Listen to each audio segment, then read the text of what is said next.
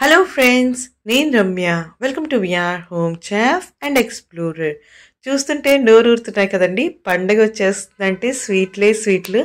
నెల ముందు నుంచే అందరూ ఏమేం చెయ్యాలా అనుకుంటారు కదా. ఈ రోజు అయితే నేను బెల్లం మిఠీని ఎలా తయారు చేయాలో చూపించబోతున్నాను. మిఠీకి చాలా తేడా ఉంటుందండి. మిఠాయి అంటే బూందీతో చేస్తారు, మిఠీ అంటే సేవ్లా తయారు చేస్తారు. కావాల్సిన ఇంగ్రీడియంట్స్ అండి, మెయిన్గా పెసరపప్పు, 1/2 కేజీ పెసరపప్పుకి 1/2 కేజీ బియ్యం అనేవి వేసుకోవాలి. పెసరపప్పుని ఎండలో బాగా ఎండబెట్టుకుని బియ్యాన్ని 1-2 సార్లు బాగా శుభ్రం చేసుకుని 2 మిల్లుకి పంపించి మెత్తని పౌడర్లా ఆడించుకుని ఇలా రెడీ చేసి పెట్టుకోవాలండి. చూసారు కదా, ఇలా రెడీ చేసుకున్న పిండిని ఈసారి చక్కగా చిన్నగా సేవ్లా ఎలా చేసుకోవాలో కూడా చూసేద్దాం. బూందీ లడ్డూకి దీనికి చాలా టేస్ట్లో వేరియేషన్ ఉంటుందండి. అది శనగపిండితో చేస్తారు, ఇది పెసరపిండితో చేస్తారు. దీనికైతే రుచికి సరిపడేంత సాల్ట్ వేసుకుని డోని నేను చూపిస్తున్నట్టుగా కొంచెం స్టిక్కీ డో ఉండేలాగా రెడీ చేసుకోవాలి. దీన్ని ఈరోజు జంతికల గొట్టంలో వేసుకుని ఫైన్గా చిన్న సేవ్ లాగా రెడీ చేసుకుందాం. ముందైతే నేను చూపిస్తున్నట్టుగా చక్కగా ఇలాగా జారుగా కలుపుకోండి. ఈరోజు మిఠీని చూపిస్తాను, ఇంకొకసారి మిఠాయిని కూడా ఎలా చేయాలో చూపిస్తానండి. ఇలా మొత్తం అంతా జారుగా కలుపుకొని ఈ కన్సిస్టెన్సీ అయితే ఉండాలి. అప్పుడే మన సేవ్ అనేది పర్ఫెక్ట్గా వస్తుంది. ఇలా గన్ని రెడీ చేసుకుని ముందైతే ఆయిల్తో గ్రీస్ చేసుకుని జంతికల గొట్టాన్ని రెడీ చేసుకోవాలి. వీలైనంత వరకు చిన్నది ఉంటుంది కదండి కన్నాలు, ఆ చిన్న కన్నాలతో మాత్రమే వేసుకోండి.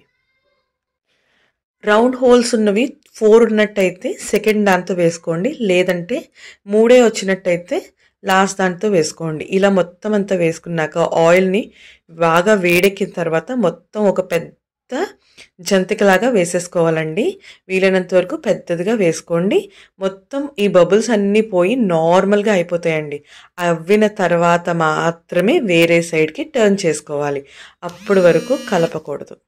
చూస్తున్నారు కదా, ఇలా వేగి ఇలా రెడీ అవుతుందండి. ఈసారి వేరే సైడ్కి టర్న్ చేసేసుకోండి. టర్న్ చేసుకొని సౌండ్ వస్తుందండి, క్లిక్ క్లిక్ అని. ఆ సౌండ్ వచ్చేంత వరకు వేగించుకొని వెంటనే వేరే దాంట్లోకి ట్రాన్స్ఫర్ చేసుకుని ఆయిల్ మొత్తం డ్రైన్ చేసుకోవాలి. మనం లడ్డూ చేసుకునే టైం కల్లా ఆయిల్ అనేది అస్సలు ఉండకూడదు. చూస్తున్నారు కదా, ఇలా పెద్దగా వేసుకున్నారంటే ఈజీగా టర్న్ చేసుకోవచ్చు.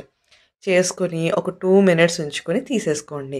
ఈ ప్రాసెస్ని ఆయిల్ లేకుండా చేసుకుని మొత్తం అన్నీ చేసేసుకున్న తర్వాత మాత్రమే పాకాన్ని రెడీ చేసుకుందాం.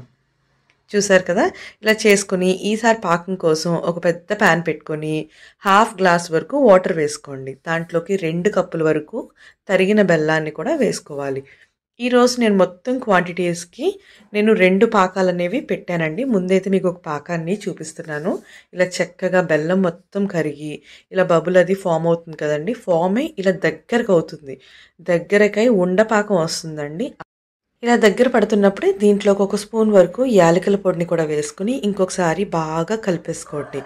ఒక చిన్న బౌల్లోని వాటర్ వేసి పాకాన్ని ఎప్పటికప్పుడే చెక్ చేసుకుంటూ ఉండాలండి. ఇలా దగ్గర కనంగానే మీకు ఇలాగా ఫామ్ అవ్వలేదు కదా, అలా కాకుండా ఫామ్ అవుతుంది. అలా ఫామ్ అయ్యేంత వరకు పాకాన్ని ఎవ్రీ 30 సెకండ్స్కి చెక్ చేసుకోండి. చూస్తున్నారు కదా, ఆల్మోస్ట్ రెడీ అయిపోయింది. ఇలా దగ్గర కంటే చక్కగా రెడీ అవుతుంది. ప్లేట్ని తిరిగేసి కొట్టారంటే టక్కని సౌండ్ రావాలి, అది రైట్ కన్సిస్టెన్సీ అండి. చూస్తున్నారు కదా, ఈసారి స్టవ్ని స్విచ్ ఆఫ్ చేసుకొని దీనికి సరిపడేంత, అంటే ఈ పాకానికి సరిపడేంత సేవ్ని దీంట్లో వేసేసుకోండి. ఈ గుల్లలు ఎంత వేసుకోవాలనేది కొంచెం చూసుకొని వేసుకోండి. ఆ పెద్ద జంతికలా చేసాం కదండి, అలా ఆ జంతికల్లాగే దీంట్లో వేసేయండి.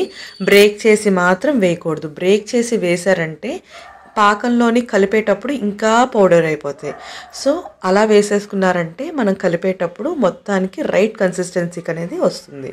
ఇలా పాకం మొత్తం అన్నిటికీ అప్లై అయ్యేలాగా కలుపుకోవాలి. ఈ వేడిలోనే చేత్తో పట్టుకోగలిగే అంత వేడి వచ్చేంత వరకు ఇలా కంటిన్యూస్గా కలుపుకుంటూనే ఉండాలి. ఈసారి చేత్తో పట్టుకుని అంత వేడి రాగానే లైట్గా వాటర్ తడి చేసుకుని, ఎక్కువ వాటర్ తడి మాత్రం చేసేకండి, లైట్గా వాటర్ తడి చేసుకుని చక్కగా ఇలా చిన్న ఉండల్లాగా చేసుకుని పక్కన పెట్టుకోండి. గట్టిగా ఇప్పుడే నొక్కేయద్దండి, ముందైతే చిన్న ఉండలా చేసుకోండి.